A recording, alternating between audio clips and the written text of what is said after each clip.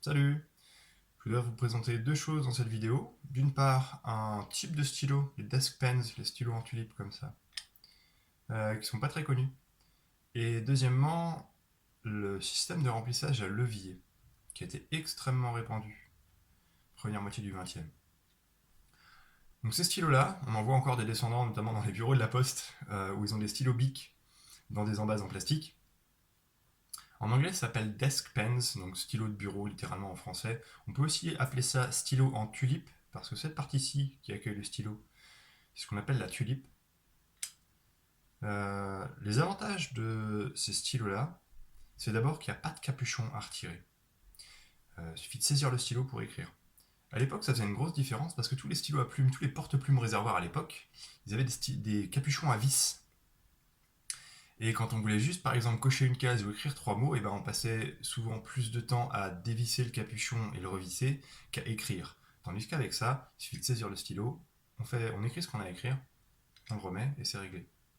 Un autre avantage, c'est que le stylo est présenté d'une manière beaucoup plus simple à saisir qu'un stylo à capuchon qui gît à plat sur une table. Là, il est vraiment présenté pour que je saisisse de la manière la plus simple qui soit. Donc voilà pour les desk pens, ou stylo de bureau ou stylo en tulipe.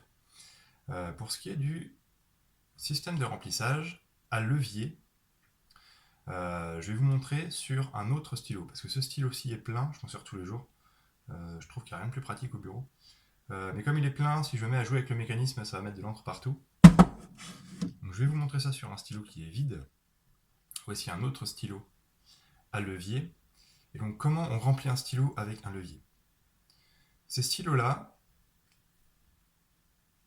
ils ont un sac en caoutchouc qui est attaché à cette partie qu'on appelle la section et qui sert de réservoir d'encre.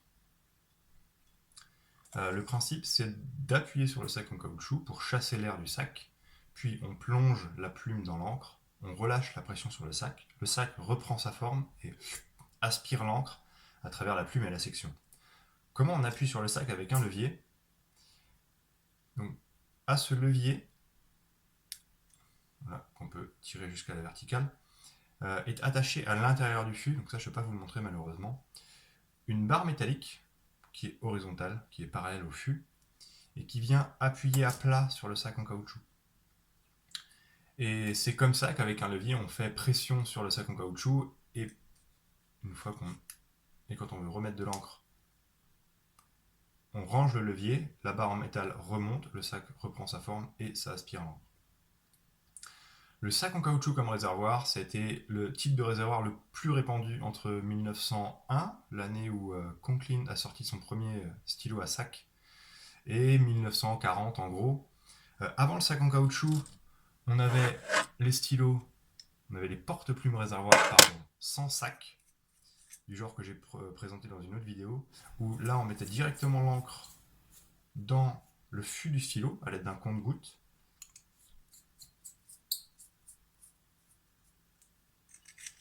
L'avantage du sac, l'avantage supposé du sac, perso je trouve pas que ce soit un avantage, c'est qu'on n'a pas à se servir d'un compte-gouttes. Il suffit d'avoir une bouteille et on trempe juste la plume dans l'encre dans la bouteille. Pas de compte-gouttes à utiliser. Les inconvénients, c'est que déjà il y a une capacité moins grande que dans un fût entier, et surtout le sac en caoutchouc, il a tendance à se pétrifier. Souvent, les stylos à sac qu'on trouve qui ont été négligés pendant longtemps, il y avait encore de l'encre à l'intérieur qui a entièrement séché, et tous les résidus d'encre séchée, ils sont un peu corrosifs, et ça attaque le caoutchouc du sac, et ça le rend extrêmement rigide et fragile, un peu comme du verre. Et généralement, les stylos à sac, on les trouve avec des sacs en petit éclat, presque coupant, dans le fût, et il faut changer ce sac pour pouvoir utiliser le stylo. Ces sacs sont pas super simples à se procurer aujourd'hui, ça coûte un peu cher, et en plus du fait que ce soit pas hyper stable dans le temps, enfin, je veux dire que genre faut les changer au moins tous les 50 ans, et que la capacité d'encre soit pas optimale, il y a vachement mieux. J'aime pas trop. Mais ça a été le système de remplissage, et en particulier à levier, c'était le système de remplissage le plus répandu dans la première moitié du XXe siècle.